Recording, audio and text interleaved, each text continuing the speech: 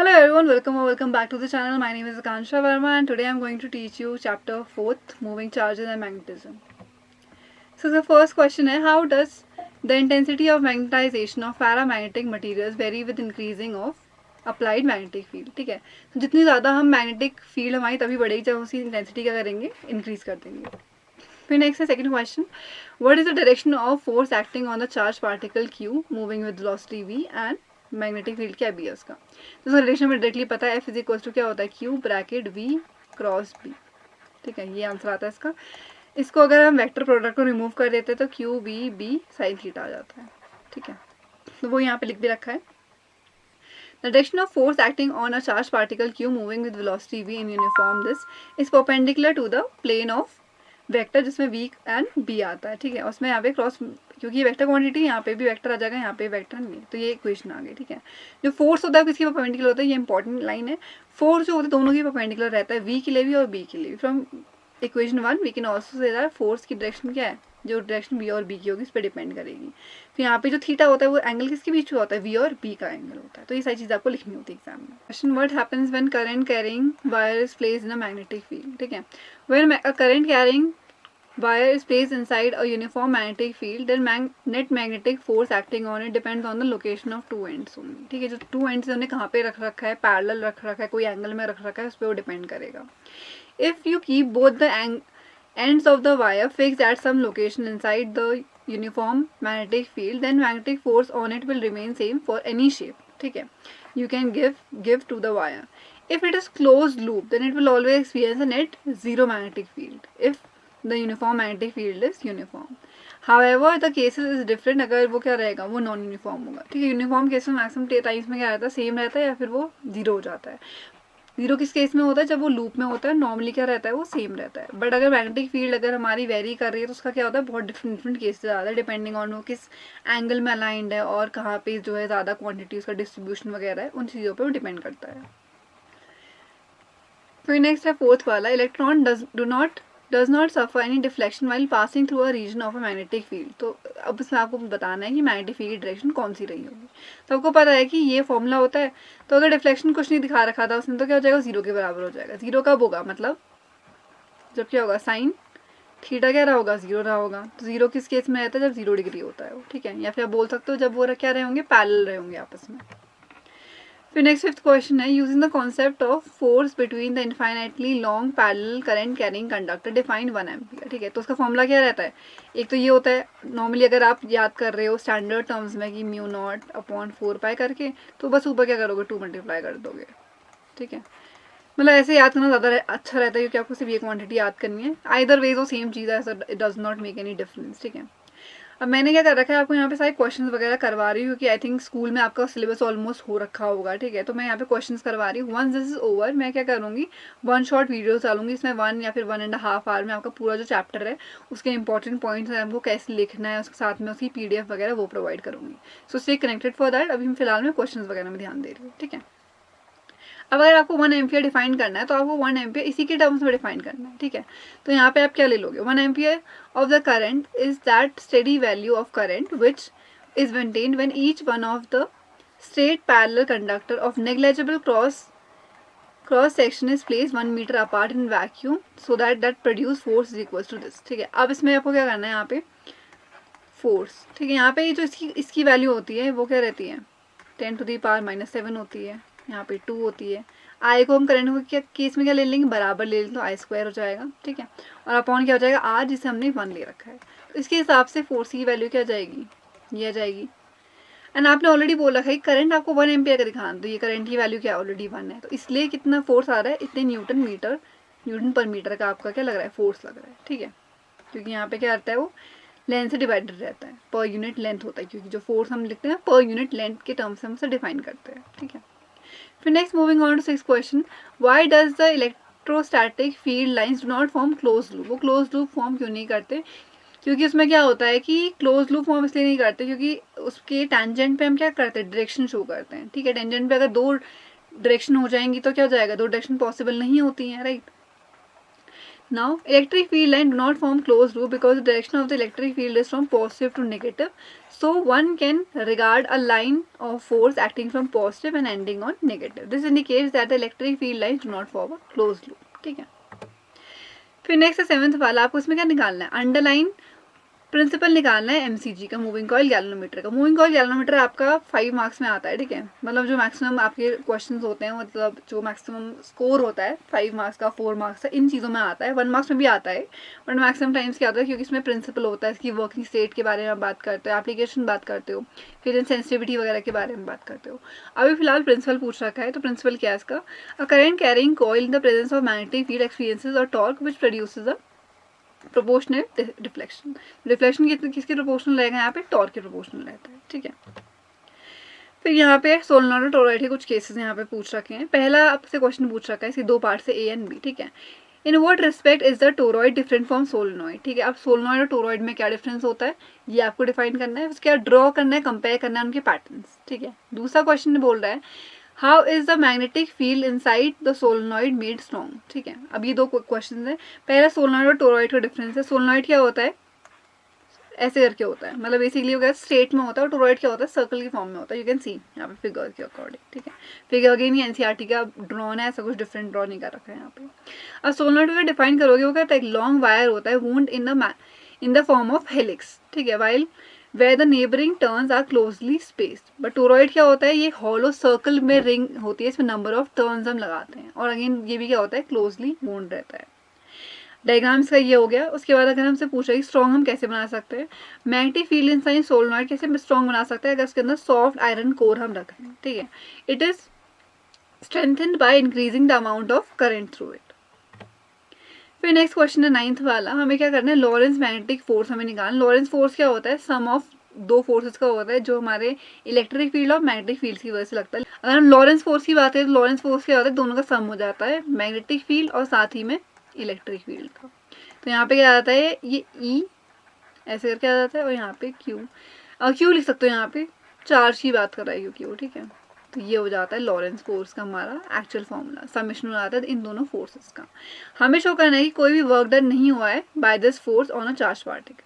सबसे पहले एक्सप्रेशन जो लॉरेंस फोर्स का होता है वो क्या रहता है? ये वाला होता है. ये अगेन पूरा कंबाइन करके लिख रखा है इन्होंने. ठीक है, तो आप ये बोल सकते हैं सम किसका होता है? इलेक्ट्रिक, जो इलेक्ट्रिक फोर्स लगता है और जो मैग्नेटिक फोर्स लगता है, उन्हें कॉम्बिनेशन को हम बोलते हैं. ठीक है. वर्क डन की अगर हम बात करें तो यहाँ पे फोर्स, अगेन फोर्स लिख दिया उन्होंने. वो बोला कि परपेंडिकुलर एक्ट कर रहा है, परपेंडिकुलर एक्ट कर रहा है तो 0 आ रहा है. ठीक है, एक तो ये हो गया आपका आंसर. दूसरा आंसर आपका ये हो सकता है, जैसे कि अगर हम यहाँ पे फोर्स की बात करें, फोर्स तक तो आपको समझ में आ गया होगा कैसे रिप्रेजेंट कर रखा है. बट अगर हम वर्क की बात करें तो वर्क का फॉर्मूला क्या होता है? फोर्स इनटू परपेंडिकुलर डिस्टेंस होता है. ठीक है, अब यहाँ पे हम ऐसे भी तो लिखते हैं ना, वर्क क्या होती है? हमारी स्केलर क्वांटिटी होती है F dot S. If you know, हम इसे ऐसे भी लिखते हैं, राइट. तो अगर हम ऐसे लिख रहे हैं तो ये क्या हो जा रहा है? डॉट प्रोडक्ट है, मतलब कॉस थीटा आएगा यहाँ पे. ठीक है, अब वो बोल रहा है कि यहाँ पे क्या रहता है? थीटा तो क्या रहता है? हमेशा 90 डिग्री रहता है, राइट, क्योंकि वो क्या होता है? परपेंडिकुलर रहता है. और कॉस 90 की वैल्यू क्या होती है? 0 हो जाती है. तो कॉस 90 की वैल्यू 0 होती है, तब भी वर्क डन 0 होता है. आइदर वेज आपका आंसर 0 ही आने वाला है. ठीक है.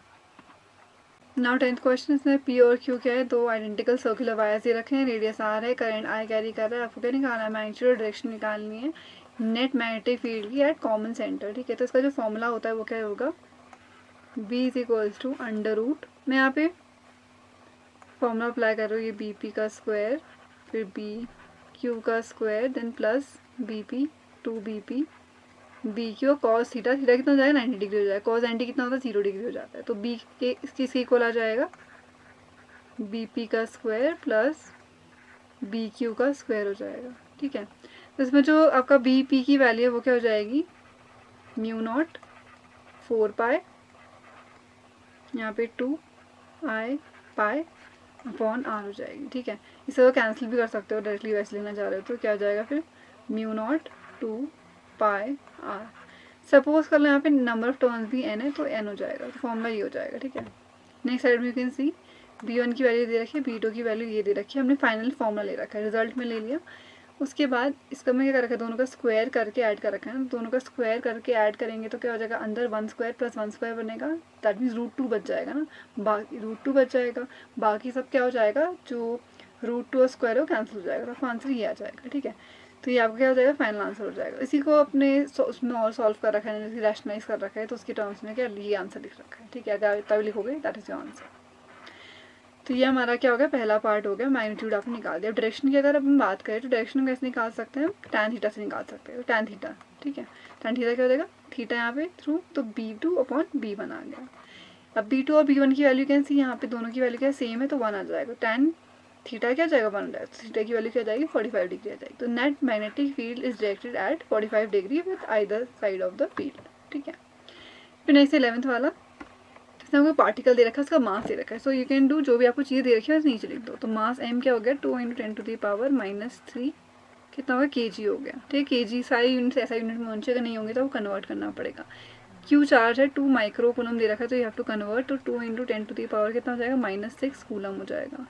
उसके बाद वो क्या कर रहा है, यूनिफॉर्म इलेक्ट्रिक फील्ड में एंटर करा, तो E की वैल्यू होगी 5 × 10⁵ न्यूटन पर कूलम हो गई। मूविंग विद वेलोसिटी, उसके बाद आपको क्या दे रखा है, v दे रखा है, तो वेलोसिटी कितनी है, 10 मीटर/सेकंड दे रखी है। In a direction opposite to the field, अब आपको कैलकुलेट करनी है, डिस्टेंस कैलकुलेट करनी है। ठीक है, डिस्टेंस को मान लो s से आपको कैलकुलेट करना है। नेक्स्ट आपको स्लाइड दिखा दे रही हूँ मैं। फोर्स में आपको क्या लिखोगे, फोर्स अगर निकालना है कैपिटल F हो जाएगा, QE हो जाता है, तो उसके हिसाब से आ गया 1 न्यूटन आ गया। एक्सेलरेशन निकालने के लिए क्या करोगे आप, फोर्स/m कर दोगे, तो फोर्स/m, तो उसकी वैल्यू ये आ गई। ठीक है, फिर आपको जो है न्यूटन का थर्ड लॉ ले रखा है इसमें आपने, तो थर्ड लॉ जो अगर आपने ले रखा है, तो वो क्या बोल रहा है, यहाँ पे जो लाइन बोली है ना इसने, बिफोर कमिंग टू रेस्ट, मतलब फाइनली क्या है, फाइनल तो 0 है, तो v0 ले रखा है, u की वैल्यू 10 ले रखी है, एक्सेलरेशन आपने कैलकुलेट कर दिया है, इसके अकॉर्डिंगली आपने डिस्टेंस निकाल, दैट इज 0.1 मीटर आपका क्या आ रहा है, आंसर आ रहा है। ठीक है, उसके नेक्स्ट क्वेश्चन है क्वेश्चन 12th। इसमें क्या है, एक स्क्वायर शेप का आपको कॉइल दे रखा है, जिसका एरिया ही है। ठीक है, तो यहाँ पे लिख दो जो क्वांटिटीज गिवन है, एरिया कितनी हो जाएगा, 100 सेंटीमीटर स्क्वायर दे रखा है, और नंबर ऑफ टर्न्स कितने हैं, 200 है। इसको कन्वर्ट करोगे तो कितना आ जाएगा, 10⁻² का स्क्वायर हो जाएगा, क्योंकि एरिया है। ठीक है, तो 100 × 10⁻⁻4 हो जाएगा, मतलब 10⁻² मीटर स्क्वायर हो जाएगा इसका। ठीक है, उसके अलावा करंट दे रखा है, I की वैल्यू दे रखी है 5 एम्पियर। उसके बाद इसमें यूनिफॉर्म फील्ड में रख रखा है, तो B की वैल्यू क्या होगी, 0.2 tesla, acting perpendicular to the plane of the coil. इसके बाद आपको निकालना है टॉर्क, निकालना है इसमें एंगल जब ये फॉर्म कर रहा है, तो थीटा कितना दे रखा है आपका, 60 डिग्री दे रखा है। अगर मैं टॉर्क की बात करूँ तो क्या होता है, NIAB sin थीटा, ये तो होता है ना फॉर्मूला। तो N क्या है, 200 है, I क्या है, 5 दे रखा है, एरिया कितना देखा है, 10⁻² दे रखा है, B की वैल्यू क्या हो गई, 0.2 हो गई है। ठीक है, एंड साइन थीटा, साइन 60 की वैल्यू कितनी होती है, √3/2। इस पूरे को सॉल्व कर दोगे तो आपका क्या आएगा, आंसर आ जाएगा। बेसिक वैल्यूज आपको लेनी है, जो भी आपको गिवन क्वांटिटीज होंगी आप उनको लिख दोगे, उससे आपको आइडिया लग जाएगा। ठीक है, कि क्या कैलकुलेट करना है। इन केस एग्जाम में कभी नहीं आता तो एटलीस्ट गिवन क्वांटिटीज लोगे, तो फिर कभी एग्जाम में क्या होता है, मार्क्स मिल जाते हैं। एंड यू कैन सी यहाँ टॉर्क निकालना, डायरेक्टली सॉल्व कर देंगे। तो यही बेसिक यहाँ पे वैल्यूज पुट अप कर रखी है, तो उससे क्या आ जा रहा है, 1 न्यूटन मीटर आपका आंसर आ जा रहा है। ठीक है, जो टॉर्क की यूनिट क्या होती है, न्यूटन मीटर होती है। The coil will be in stable condition when it is parallel to, इसमें कई कंडीशन रखी है कि मतलब स्टेबल कब रहता है, पैरेलल के केस में रहता है। अनस्टेबल कब होता है, जब एंटी पैरेलल हो जाता है। पैरेलल के केस में क्या होता है कि वो इंक्लाइंड रहता है, और एंटी पैरेलल मतलब ऑपोजिट डायरेक्शन। फिर नेक्स्ट यहाँ पे MCG का मैंने पहले भी क्वेश्चन करवा रखा था, जिसमें आपको प्रिंसिपल के बारे में बताना था। यहाँ पे कि आपको वर्किंग प्रिंसिपल बताना है, साथ ही में 2 रीज़न देने हैं कि गैल्वेनोमीटर क्यों यूज़ नहीं कर सकते हैं करंट निकालने के लिए, और 2 फैक्टर्स बताने हैं आपको, जिससे करंट सेंसिटिविटी क्या होती है, डिपेंड करती है। ठीक है, तो मूविंग कॉइल गैल्वेनोमीटर किसमें डिपेंड करता है, torque experience by the current carrying coil place in a magnetic field, जिसका whose magnitude is a function of current passing through it. ठीक है, फिर नेक्स्ट वाले का आंसर है तो 2 रीज़न जिसकी वजह से हम गैल्वेनोमीटर यूज़ नहीं कर सकते, क्योंकि गैल्वेनोमीटर क्या होता है, बहुत सेंसिटिव होता है, तो क्या करता है, स्मॉल अमाउंट ऑफ करंट भी क्या कर देता है, डिटेक्ट कर देता है। The galvanometer has to be connected in series for measuring currents, and as it has large resistance thus it can change the value of current. ठीक है, उसका करंट सेंसिटिविटी की अगर बात करें तो α/I हो जाता है, तो ये हमारी कांस्टेंट की यहाँ पे क्या आती है, वैल्यू आ जाती है। तो किस पे डिपेंड करता है, नंबर ऑफ टर्न्स पे डिपेंड करता है, टॉर्सनल कांस्टेंट पे डिपेंड करता है, और एरिया पे डिपेंड करता है। आपसे ये भी पूछ सकते हैं करंट सेंसिटिविटी आप कैसे इंक्रीज कर सकते हैं। यू कैन सी न्यूमरेटर में N, B और A लिख रखा है, तो मतलब नंबर ऑफ टर्न्स इंक्रीज करेंगे तो करंट सेंसिटिविटी इंक्रीज होगी। मैग्नेटिक फील्ड अगर बढ़ा देंगे तो करंट सेंसिटिविटी इंक्रीज होगी। साथ ही में अगर एरिया बढ़ा देंगे तो क्या होगी, सेंसिटिविटी हमारी क्या होगी, करंट सेंसिटिविटी इंक्रीज करेगी। फिर नेक्स्ट क्वेश्चन है जो गैल्वेनोमीटर है, गैल्वेनोमीटर कॉइल हैज़ रेजिस्टेंस दे रखा है आपको, जो मीटर ब्रिज है वो शो कर रहा है, इतना करंट शो कर रहा है, आपको कन्वर्ट करना है इस वोल्ट मीटर को इस रेंज में, ठीक है। तो इसमें डायरेक्टली न्यूमेरिकल क्वेश्चन है, इसमें जो फॉर्मूला होता है आपका डायरेक्टली ये वाला यूज़ करते हैं, ठीक है। R is equal to V upon I G minus G. R क्या है, रेजिस्टेंस नॉर्मल वाला, जी गैल्वेनोमीटर का रेजिस्टेंस है, आई जी जो करंट गैल्वेनोमीटर से पास हो रहा है, वी जो है उसका वोल्टेज वगैरह है, ठीक है। तो जी आपको ऑलरेडी 12 दे रखा है, आई जी की वैल्यू दे रखी है आपको मिली एम्पियर में, you have to convert it to ampere, ठीक है। उसके बाद जो रेंज है आपकी वो कितनी आ रही है, 18 आ रही है, ठीक है। तो आपको इसमें इसके हिसाब से क्या निकालना है कि हाउ विल यू कन्वर्ट, तो आप कन्वर्ट कैसे करोगे इसको, तो यहाँ पे इसमें वैल्यू रख दोगे आप। वी की वैल्यू क्या दे रखी है, यहाँ पे 18 दे रखी है, ये वाली वैल्यू है तो इसे लिख दिया है। 3 वैल्यू ऑलरेडी आपको दे रखी है, इसे सब्स्टिट्यूट कर दिया आपने यहाँ पे, और जी वाली वैल्यू को 12 सब्स्टिट्यूट कर दिया, ठीक है। तो सबने जब सॉल्व करा तो आर की वैल्यू ये आ गई। तो ये फाउंड दैट रजिस्टर की रेजिस्टेंस कितनी होगी, इतनी ज़्यादा होगी, अगर उसमें क्या करेंगे सीरीज में गैल्वेनोमीटर के साथ कनेक्ट कर देंगे, ठीक है। तो ये आपका आंसर हो गया। फिर नेक्स्ट है मैग्नेटिज्म, आप चैप्टर पढ़ रहे हो तो आपको पता होना चाहिए इसकी एप्लीकेशन कहाँ कहाँ होती है। तो मैग्नेट कहाँ यूज़ होते हैं, विद इन जनरेटर्स यूज़ होते हैं, जो क्या करता है मैकेनिकल एनर्जी को इलेक्ट्रिकल एनर्जी में कन्वर्ट करता है। इन कॉन्ट्रास्ट अगर हम बात करें मोटर्स की, वहाँ पे क्या यूज़ करते हैं, मैग्नेट यूज़ करते हैं, जहाँ से इलेक्ट्रिकल एनर्जी कन्वर्ट होती है मैकेनिकल एनर्जी में, वाइस वर्सा, ठीक है। Powerful magnet is use by cranes to move large metal objects, ठीक है। फोर्थ वाला है magnet also play the crucial role in medical imaging, जैसे कि जो मशीन्स वगैरह होती हैं जहाँ पे आपको डिजिटल इमेजेस वगैरह चाहिए होती है, एक्सरे वगैरह, वहाँ पे भी यूज होती है, MRI वगैरह में, ठीक है। फिर moving on to next question 16th वाला, how does magnetic field at the centre of the coil carrying current depend on radius. अब रेडियस और नंबर ऑफ टर्न्स पे कैसे डिपेंड करता है, सबसे पहले आपको उसका फॉर्मूला पता होना चाहिए, ठीक है। अब रेडियस पे क्या होता है, रेडियस तो हमेशा ही मैक्सिमम केसेस में क्या होता है, ऐसे 1/r के टर्म्स में आता है, नंबर क्या होता है मल्टीप्लाइड होता है, तो ये क्या हो गया, इनवर्सली प्रोपोर्शनल आ गया, डायरेक्टली प्रोपोर्शनल आ गया, ठीक है। कभी कभी ज़रूरी है आपको एग्जैक्ट रिलेशन पता हो टू डिटरमाइन दैट, आपको पता है हमेशा बी के केस में अपॉन के केस में ही आ रहा है आर, और जो नंबर ऑफ टर्न्स है वो मल्टीप्लाई हो रहे हैं, ठीक है। फिर नेक्स्ट 17th वाला, what is the main function of soft iron core used in moving coil galvanometer. जो सॉफ्ट आयरन कोर है वो क्यों लगाता है, क्योंकि वो क्या करता है, help in making magnetic field radial, ठीक है। उसके बाद वो इंक्रीज कर देता है मैग्नेटिक स्ट्रेंथ उसकी, ठीक है। फिर 18th वाला है शंट क्या होता है, शंट एक लो रेजिस्टेंस होता है, ठीक है, जिसे हम किस में कनेक्ट करते हैं, पैरेलल में कनेक्ट करते हैं एक इलेक्ट्रिकल सर्किट के साथ। वो फंक्शन अलाउ करता है small fraction of total current pass through it in an electrical current and allows remaining to pass through itself, ठीक है। ये उसका फंक्शन और शंट की बात हो गई हमारी, ठीक है। So that's it for today's video. I hope you enjoyed this session. Please like, share, subscribe to this channel and I'll see you in my next video. Bye.